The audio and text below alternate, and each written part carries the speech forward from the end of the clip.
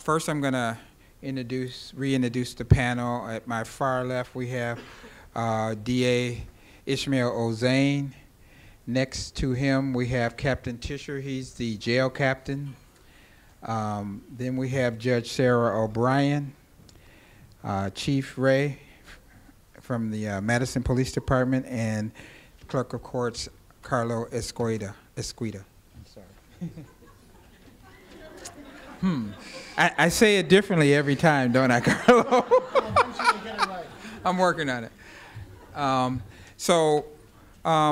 They really want to have a chance to kind of respond to your burning questions related to this. We feel that it's important to have people at every level of the system.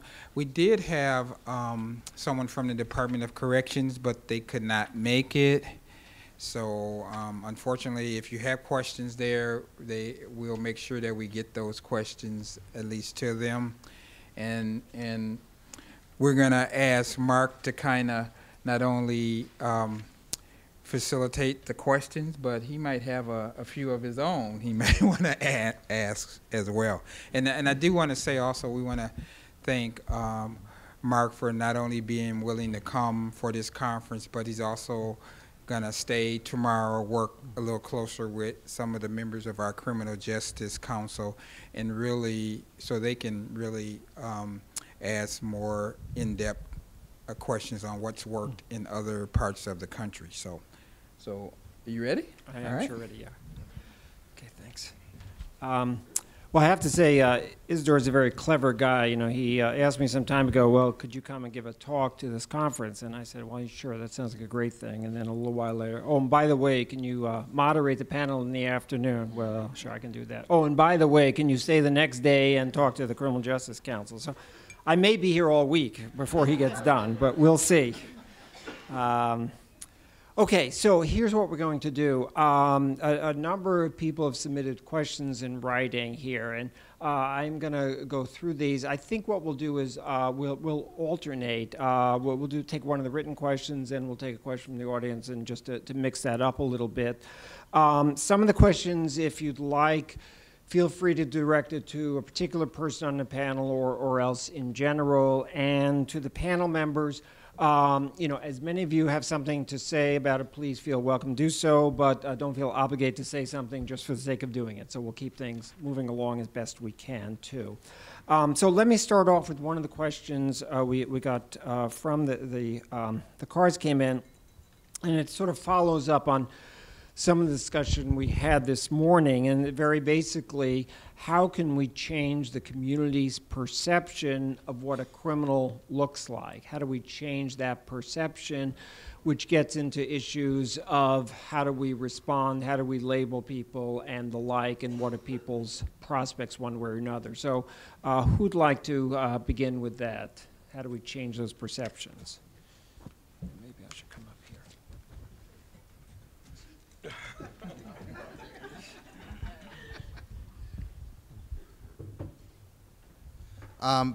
That's a good question. I think the way you change perception is you need to have education, obviously, in the community, but you need to give an opportunity to somebody to prove that there is a change that has occurred. When you have reentry efforts and when you have ability for people to, at least under Governor Doyle with reentry within the institutions, which I still believe is happening, create a record within the institution. So to show positive change behind bars, that gives a basis for the community to rely on and show through their reentry efforts once the person is coming back into the community. And if you can connect those people to those resources in the community so that they feel supported versus feeling sort of left floundering, you will build that track record. I think one of the hardest things for, you know, maybe any of us, whether you have a criminal record or not, would be to walk into a room of, say, 100 people and ask for help. Yet that's one of the things that you're probably going to be asking someone who's coming out of the institution. You're going to say, here you go, you're out, you're back to your community, we'll help get you there, potentially, maybe not, and you need to go find the resources. They're all there, they're waiting for you, but how do you teach somebody who maybe hasn't ridden the bus in, how many years, who, even if you've grown up here all your life, if you go downtown now, it looks entirely different. You will be so turned around, you won't know, where's Union South? Things change, and if you aren't giving somebody the tools to deal with that change, you can't expect them to be able to sort of, succeed immediately out of the gate. So I think that's the first thing. Chief Ray. Was very well done, Ishmael. I got a couple of them. One is the issue of perception. What is a perception? I think you've got to divide the perception with the reality. For example, I can't tell you how many times I have heard that the problem is those folks coming from Milwaukee or Chicago. Is that a perception or reality? Then I think we have to begin to focus on the back end of the criminal justice system. What we tend to focus on and what gets the attention, the media attention, is the front end, the arrests, the incarceration, the real serious crime. But how many success stories have you seen on TV? How many times have there are a number of people that have navigated through this whole thing and have been very successful? So those are some of the things that I think in terms of perception, I think we've got to get the real information out there. I think we have to have what was talked about earlier, an open dialogue, but also, I'll end with this, the people that are directly impacted by this, the people that are, quote unquote, committing the crimes, they have to be at the table as well. You talk about personal responsibility, they have to be at the table as well and take part in framing what the reality is. So. Mm-hmm. Thank you. Ismail. One other point. I mean, we are caught up in numbers. And so if we just look at the numbers and you say, okay, Wisconsin has a 38% recidivism rate, and those are for people coming in or out of the institution. If our recidivism rate is 38%, there's a bunch of people doing the right thing. And we don't have enough press on sort of the good stories. It used to be when I grew up, you rarely saw something bad on the news. I mean, we had, oh, this is great, this community's having this, festival here. It's like, that's our news. Where if you went to Chicago or you went somewhere else, you heard about robberies, gunfire. We're having more of those issues here, but there are still good stories, and we need those. We need the success stories. The governor, Governor Doyle, before he left, he was in Milwaukee at a press conference, something completely unrelated, and there was a woman in the back of the room.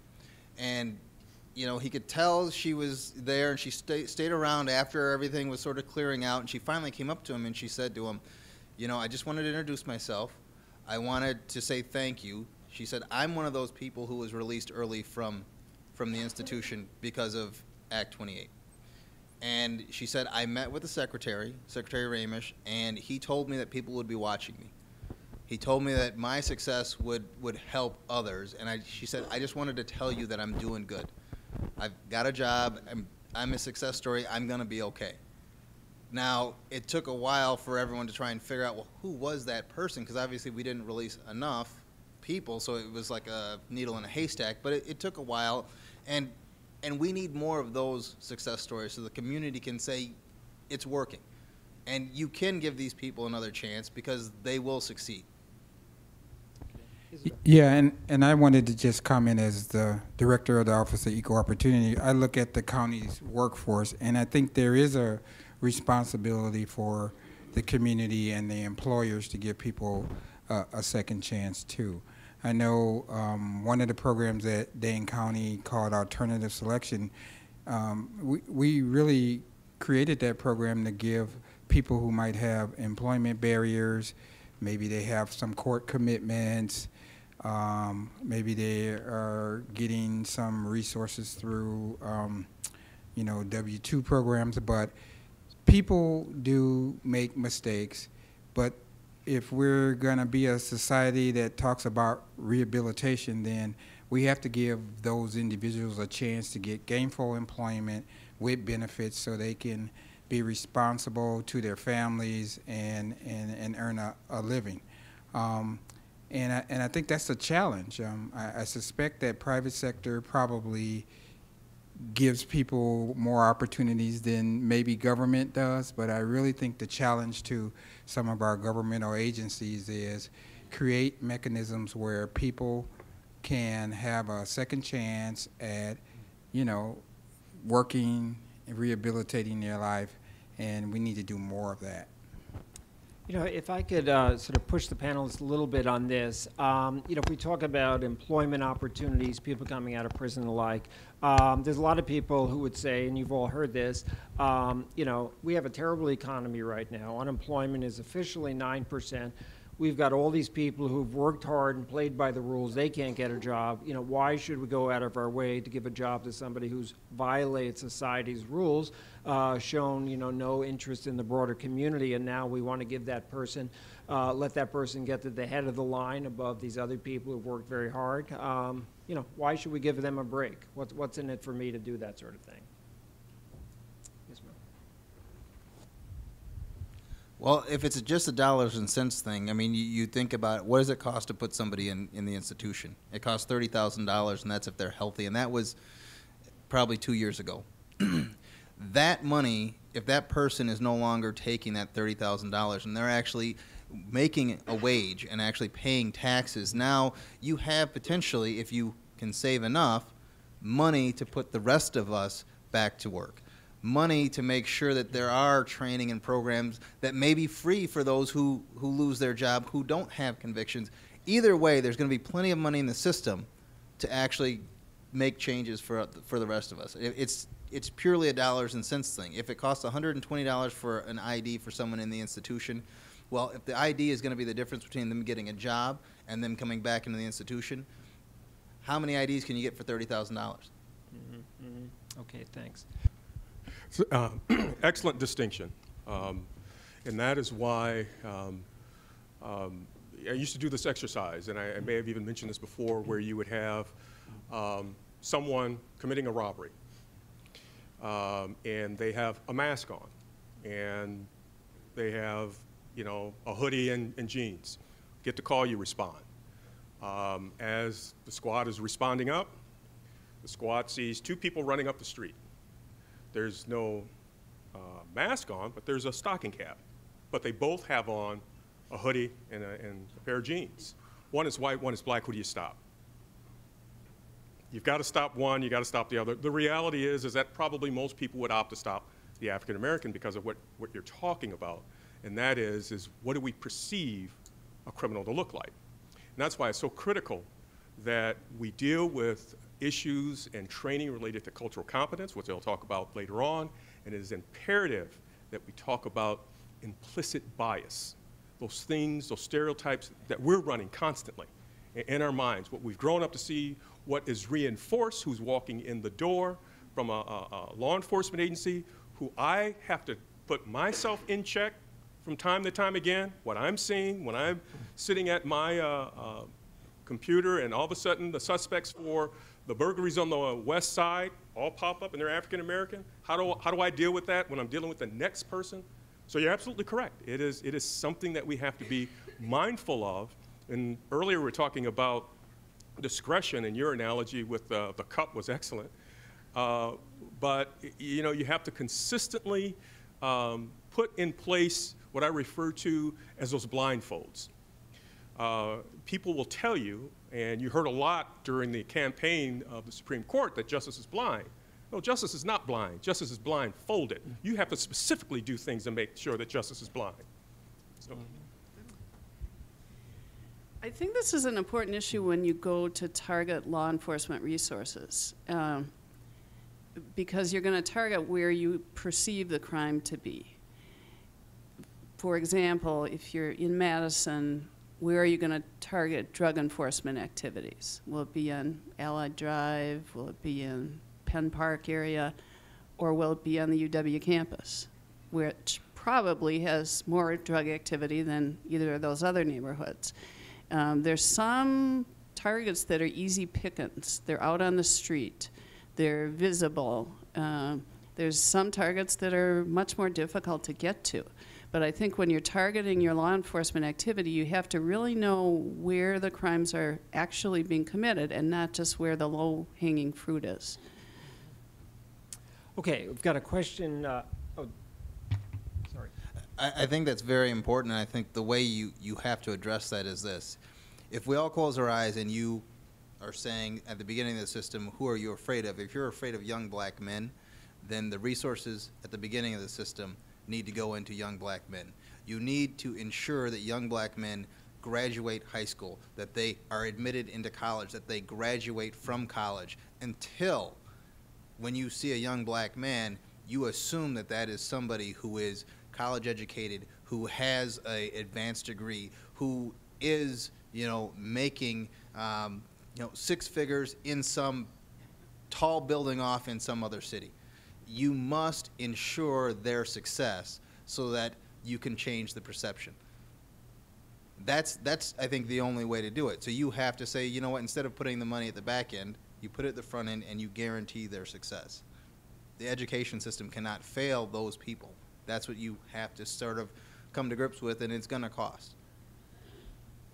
Okay, here's a question from the audience. Are there studies done on the staffing patterns of various entities within the criminal justice system as it relates to disparities? And do we know anything about the racial ethnic ratios of criminal justice staff in relation to the ratio of the general population or to the offender population? And if I could expand on the question a bit, clearly in terms of hiring practices, for all sorts of reasons, we want to have fairness and we want to have diversity. But let me push any of you a little bit. We always say, well, if we have a more diverse staff, they will better understand some of the offender population and things like that. Don't we want all our staff, regardless of race or ethnic background, to be very perceptive and responsive and understanding and all that?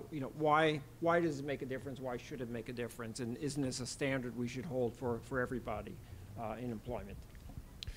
As I was referring to with the matrix up there earlier, having a diverse staff, having a trained staff, having a staff that when you hire and train and recruit and do all of those things, that's baseline.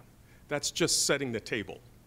That is what we should expect from a professional police organization or any professional justice organization. And we have strived to do that. But that's where it starts. The question also talked about staffing patterns. It is a proactive approach to this particular issue.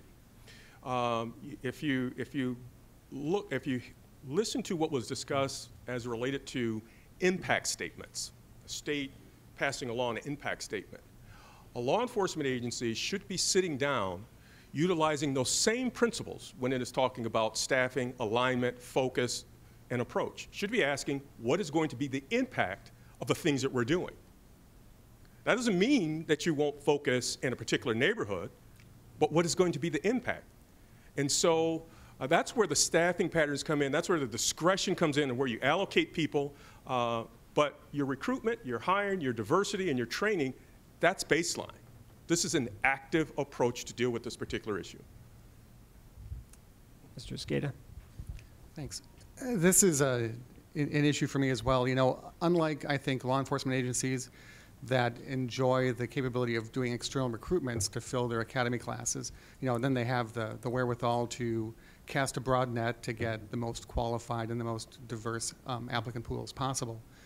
For the most part, I'm constrained by the civil service system. So despite the fact that in my office, the faces of the folks that work for me are oftentimes, really the only faces that folks are seeing in terms of the court system, whether they're filing an answer to a small claims case or they're coming to our collection windows to set up a payment plan to pay a fine or a forfeiture, they're not encountering a very diverse work staff, and that concerns me. The big controversy now with the current administration in the Capitol is curtailment of collective bargaining rights. The problem is, and I totally understand and I support workers' rights, just I think as most of you do too, but it's a double-edged sword for me because those same union rules kind of put up a barrier for me to do broad-ranging external recruitments when I do have an agency. Most of the vacancies that I do get, if they are permitted to be filled in the first place, and right now I'm not allowed to fill any because of budget concerns, are done through internal recruitment within the county workforce, lateral transfers among what really seems to me to be a pretty homogeneous workforce. So that this kind of cuts both ways, and I would love for there to be a continuing discussion with the employee relations folks to try to figure out a way around this for my department and for other county departments that I think are in the same boat. Thank you. Isidore? Yeah, and in terms of the question asking about numbers, I was kind of going over data the other day, and I know the Sheriff's Department has about 5.8% minorities overall. Obviously, a significant part of their labor force are deputy sheriffs. The clerk of courts was about 6%, and the DA's office was about 7-point-something%, although I was not counting the state employees, which represents a lot of the ADAs in their department.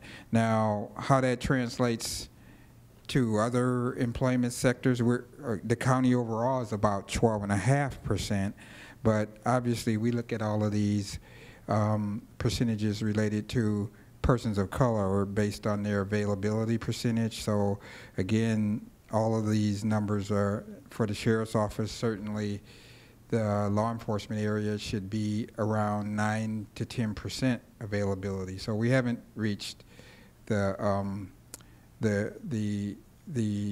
level that we'd like to reach there, and probably the same with these other two categories. Now, a lot of these positions in the DAs and clerk of courts are in our professional area and or paraprofessional. So, that's kind of a difficult question to answer, but certainly I think really the real relevant question is, given the number of clients that go through the system, you want to make sure that you have the kind of diversity that will give you the diverse perspectives, the cultural competent perspectives that you need to make the kind of fair decisions that you need to make at each point in that discipline. So I think that's the real area, and so obviously if you have a more diverse workforce, that's going to be helpful. But I think it gets to the other question of making sure that whoever your staff is, that they're culturally competent to make those decisions.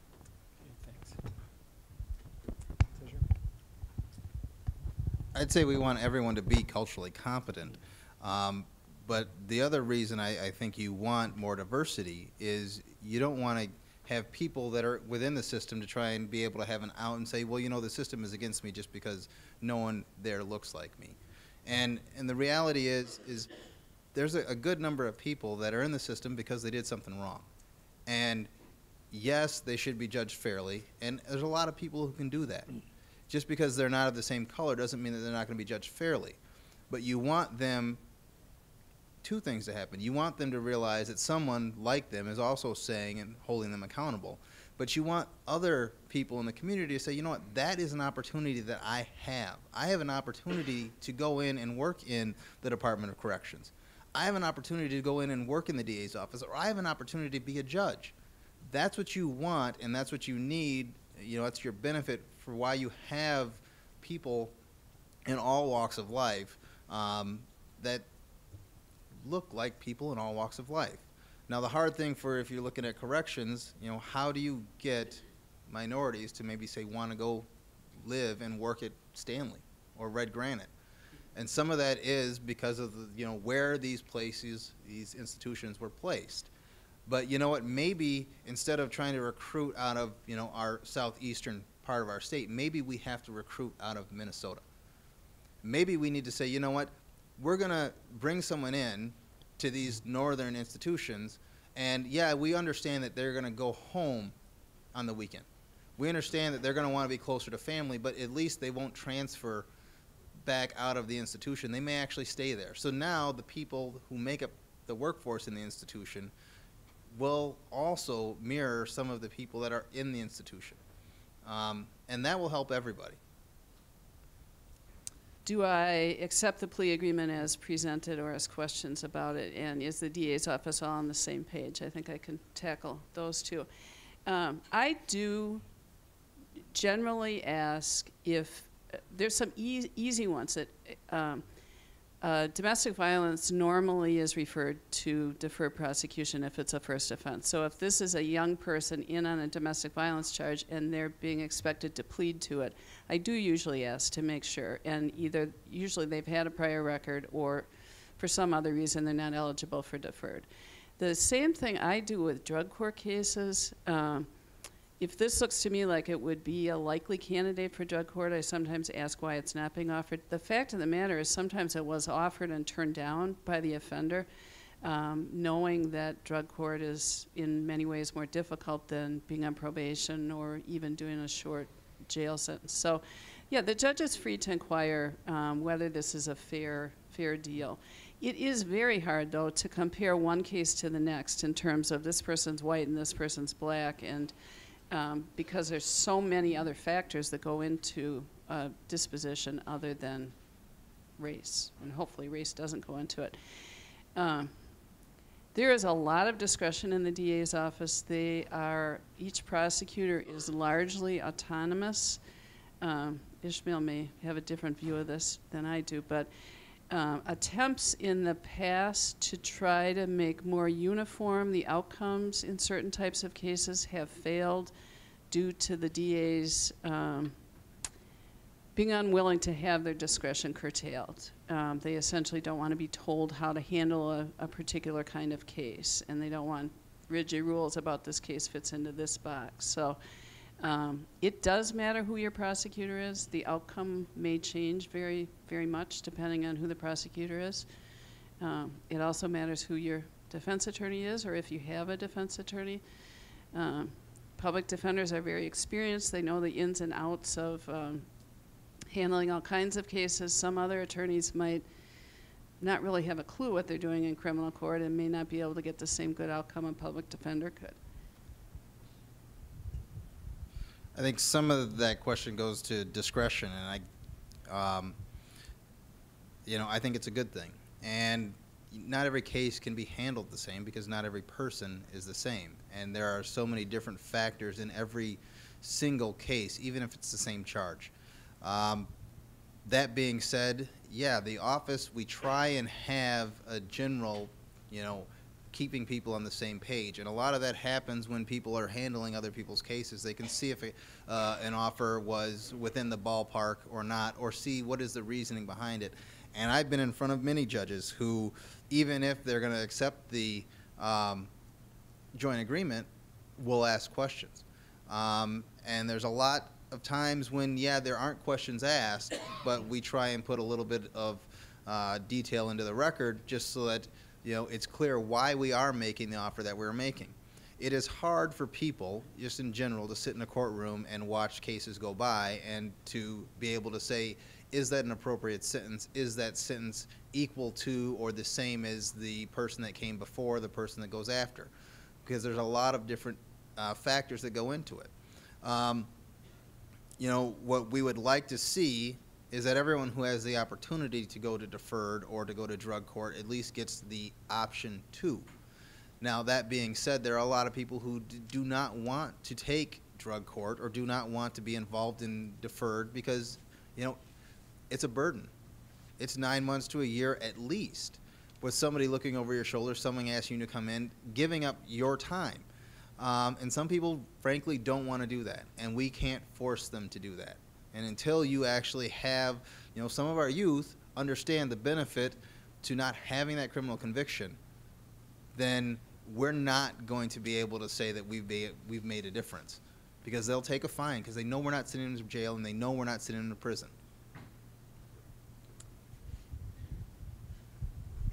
See if I can address this from a law enforcement perspective, but keeping in mind that we do have a juvenile DMC. We had a juvenile DMC here in Dane County that was operating for a number of years, and that's disproportionate minority contact. And a lot of the work that was done, led in many instances by Barb Franks, who is in the audience here, focus was really on identifying those areas, those critical areas where DMC was generated. With juveniles, for us, the high contact areas were the schools, the malls, the neighborhoods, and places of transportation. So those areas you have to set up strategies as to how to deal with juveniles. Now the key question, and Barb Franks mentioned this earlier, and you keep hearing this issue of discretion. The key issue with juveniles is the ability to exercise discretion. What do I mean by that? The ability to separate the wheat from the chaff, because there are some folks that need to be incarcerated. And how can you separate the wheat from the chaff? You do that by developing systems, at least from a law enforcement standpoint, where you create high contact, where the officer knows the juvenile, the officer knows the kid, and can understand from that kid's perspective what's actually going on there. And I can't explain this in a way. You've got to see it. If you ever get a chance, you sit down and you talk to that officer at La Follette High School. He does an excellent job of working with the kids, exercising discretion, knowing the kids that he really needs to deal with, but doing it in a manner in which they respect him for that. Now, as a law enforcement agency, I have to provide them with the tools, and that's why we have spent a lot of time looking at a restorative justice initiative where, as opposed to the arrest, an officer can exercise discretion through teen court in a restorative manner and allow that teen to work off some time and give something back to the community.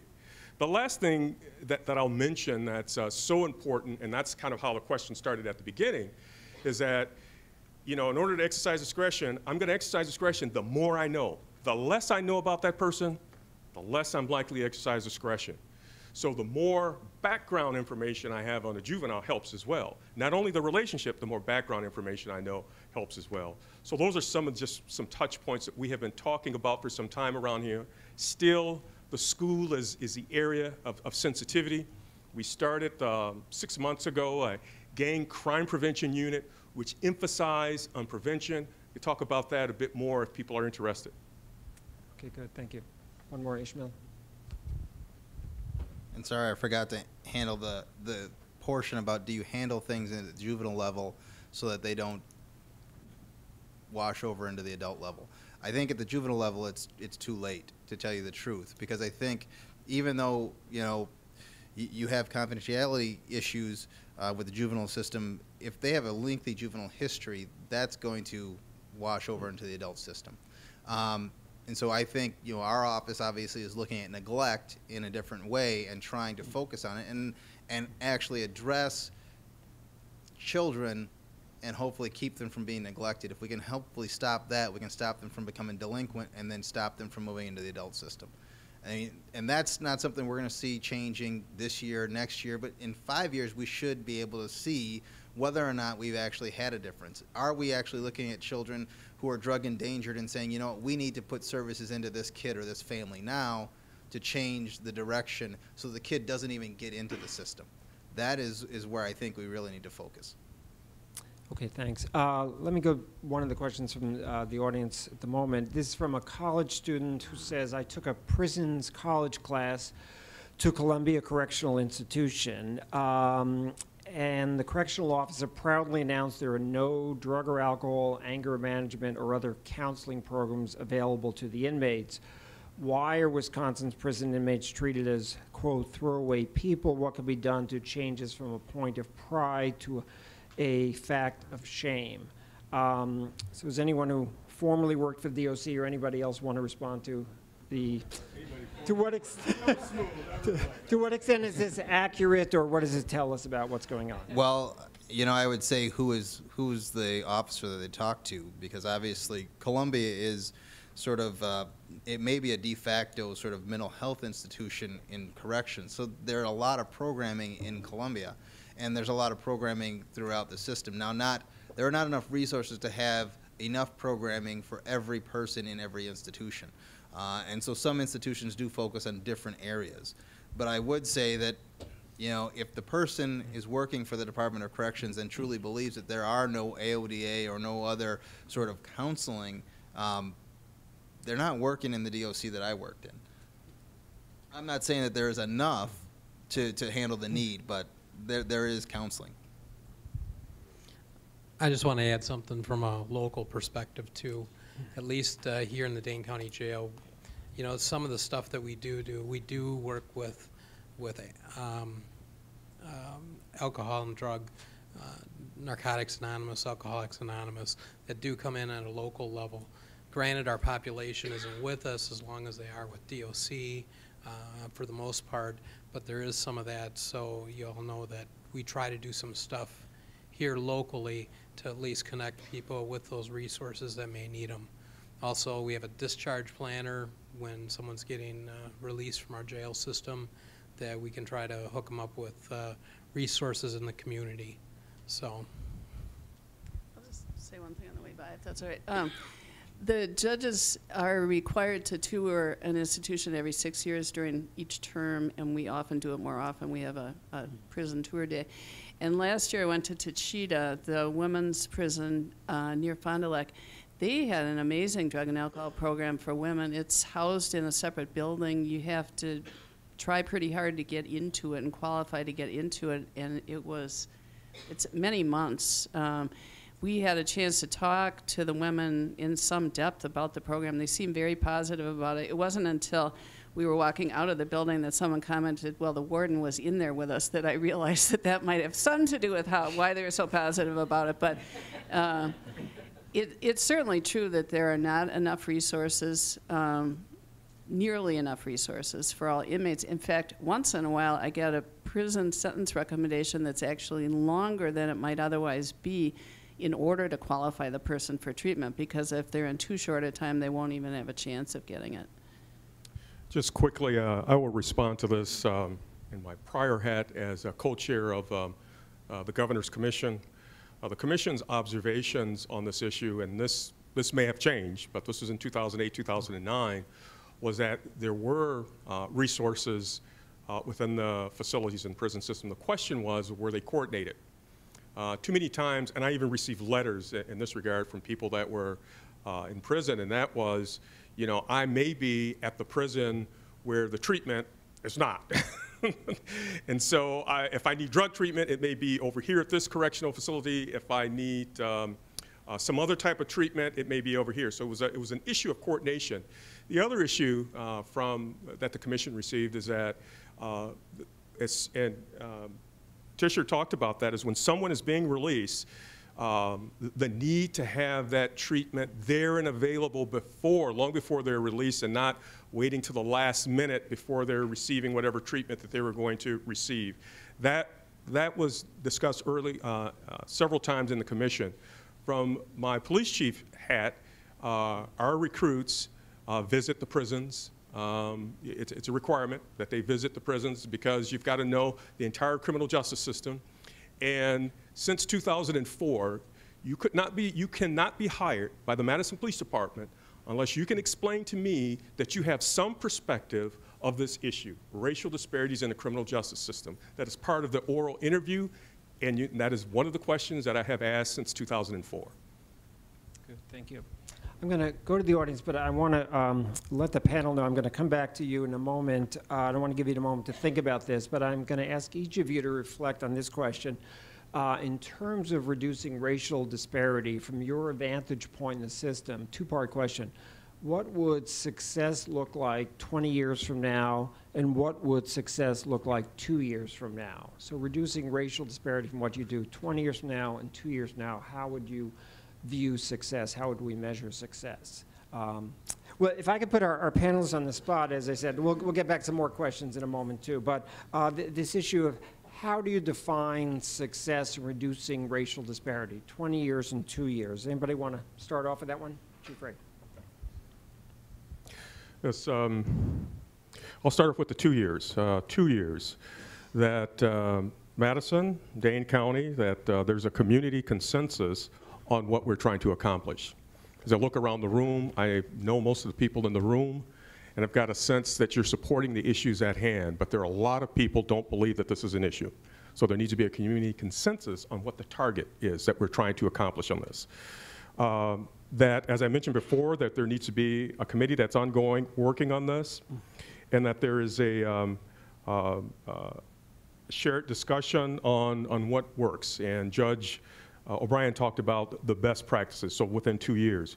Within 20 years, ideally, I would like to see that the people that are committing the crimes, if you will, are part of the solution, that they are systematically part of the solution, that somehow we have engaged them and they're part of the solution. That 2, that we are able to maintain public safety. 3, that we are actually able to reduce the rates of disparity, that we have a measurable way of seeing that it's significant, especially in 20 years. And then finally, and we never can forget this, and this is where kind of the restorative issue comes in place, and that is that victims still feel safe in this community. So. Good, thank you. I'll try. My approach is slightly different, but 2 years from now, what I think is very accomplishable is to take a look at all the diversion programs in the Dane County criminal justice system and make sure that as much as possible they're available to all people on an equal basis. And I could talk a lot more about that, but I won't take the time. But I think that the opposite of incarceration, the opposite of deep end treatment, prison, jail, is getting, you know, the lighter end of the treatment, and that's usually diversion programs. And if we are allowing, if who goes to diversion programs is racially biased, and it is, and I'm not saying it's intentionally discriminatory, but the numbers show a bias, then you're going to have the impact on the other end. And I think that might be low-hanging fruit, frankly, to try to look at those programs and try to make some adjustments. 20 years from now, I'd like to see universal 4-year kindergarten, 95% of all races graduating from high school in Madison, and college or technical school available for anyone who wants to go. Community resources sufficient to address criminal behavior for almost everyone in the community, and I think we wouldn't have a racial disparity anymore.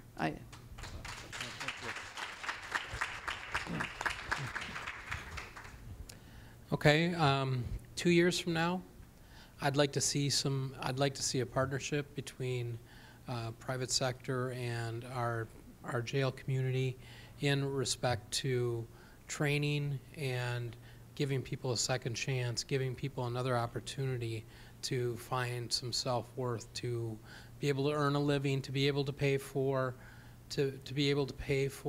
housing, to be able to pay for those needs that we all need. I see it over and over again, more and more people, that poverty has a horrific impact on everything that's going on in their life, and we release people out into the streets and they don't have the support networks in place to help them when they're most vulnerable. That is the time to give someone a hand up. So I would like to see that in the next couple of years. That will take a countywide consensus. We each have our part in that. All of us as community members have a responsibility for that. In 20 years, simple, the disparity is gone. We are holding violent offenders accountable, and we have safe communities. For me, I would hope to see in 2 years that the prison population does not increase and likely decrease. I would like to see school attendance and graduation nearing the 100% mark at high school, and that college is free, and the assumption is that you will graduate from college. That's what I'd like to see. And then in 20 years, I would assume if we can reach those goals, we wouldn't have the issues that we're having today. We'd have people with opportunities. We would be talking about a new and different economy in this country. We wouldn't talk about, you know, manufacturing jobs going overseas. We'd be talking about creating new technology here that people would want everywhere else.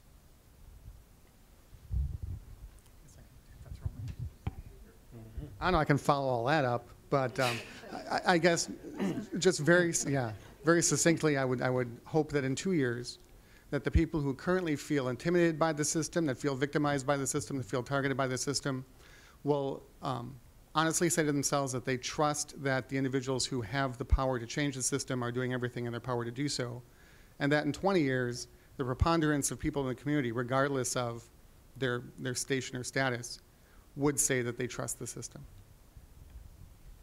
Okay, thank you. That's good words to think of. Let me just sort of point out you know, we hear a mix of responses, some of which have to do with the criminal justice system, many of which have to do with various institutions outside the criminal justice system. And if I could interject, it seems to me we've sort of lost track of that part of the conversation in recent decades. We've come to often equate public safety with criminal justice. And yes, criminal justice is an important component of that, but not the only component. And certainly in some of the political discussion that goes on around these issues, I think we missed that. And I think part of our job is to broaden that discussion over a period of time or so. Racial disparity is a problem across the country.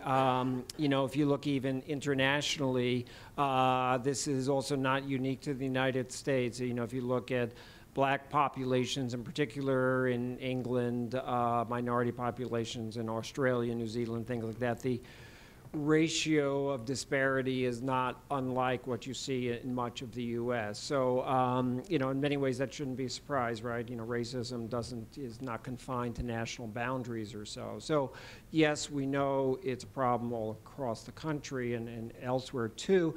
And the challenge is, how do you get at it? You know, I'm often asked, well, you know, which jurisdiction can we point to that's sort of getting it right, that's doing it right, and things like that with this or sentencing policy like. And, you know, I think the fact is there's bits and pieces of places that are trying to do things a little bit better, and that's fine. You know, we need to learn from those bits and pieces.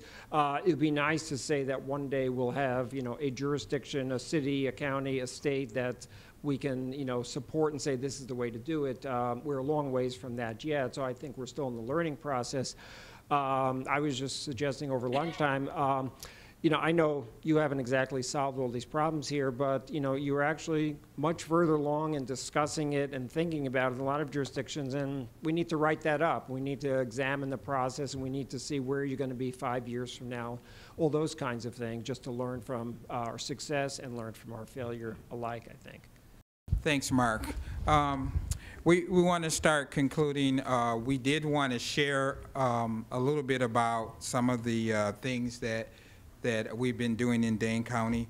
One particular initiative has to do with cultural competency in the criminal justice system. One of our many task force recommendations talked about cultural competence, training, and representation, and many of the speakers up here talked about the importance of that.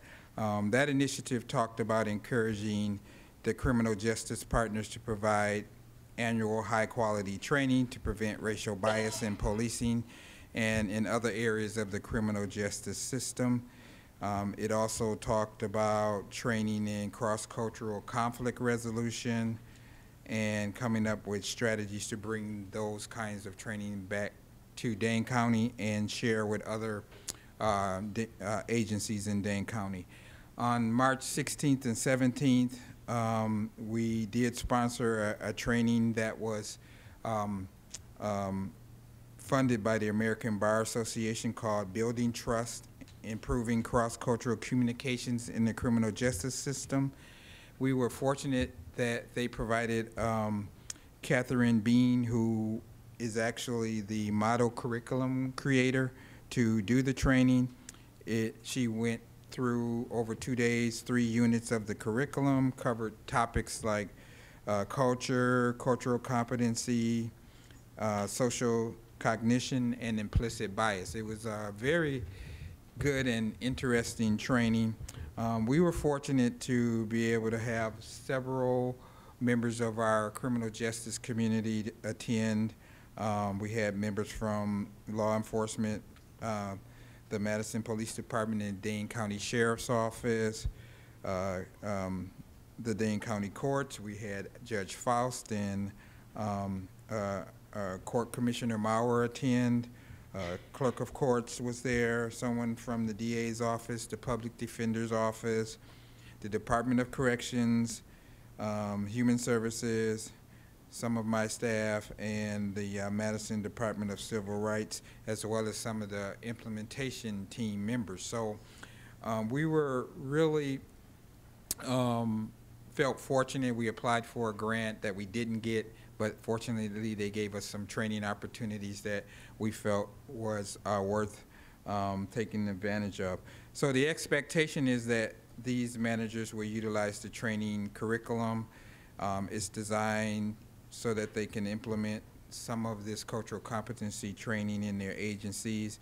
And if anyone here is interested, you can access the curriculum on the American Bar Association's website. If you look under the Racial Ethnic Justice Division, you'll find the actual curriculum there. And we definitely plan on following through with that initiative. But in closing, I just wanted to take this opportunity to thank our guest speaker, Mark Mauer. Can you give him a hand here?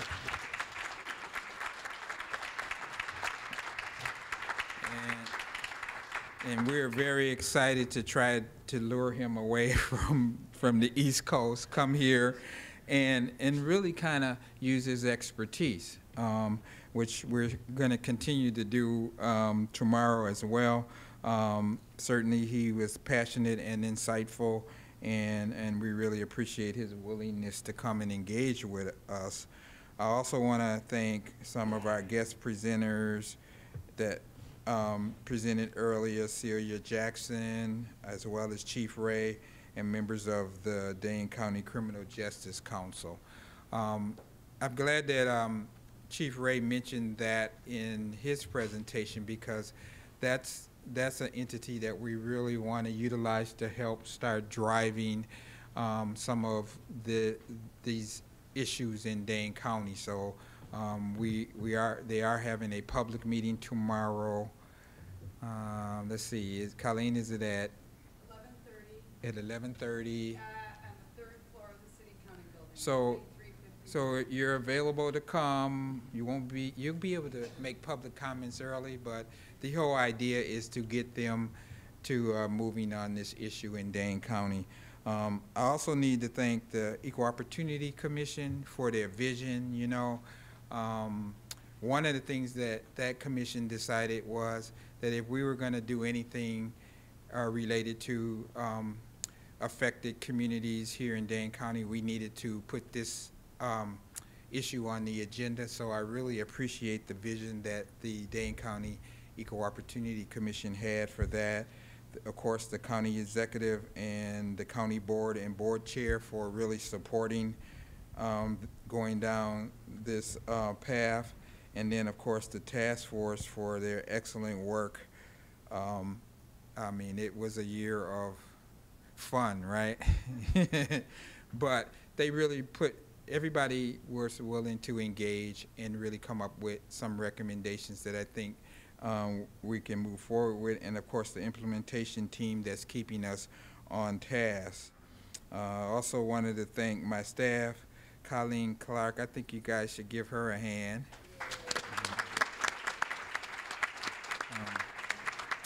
She really worked hard coordinating this event. I want to thank Wes Sparkman and Michelle for their hard work in supporting the event as well. And then, but most importantly, it's this community here. And we know that we don't have a lot of converts right now, but we know we have to keep working hard. I know there are plenty of support coming from like the YWCA and Edgewood College and many groups, MOM, and so we know, the one thing we know is we're not in this alone, and we have a lot of groups in the community are pretty much waiting for us to kick it into a little higher gear here. So in summary, I think we've had an informative conference, shared some knowledge, and I believe that the county's efforts to reduce disparities have gotten off to a good start. But we know we have to move forward with these recommendations.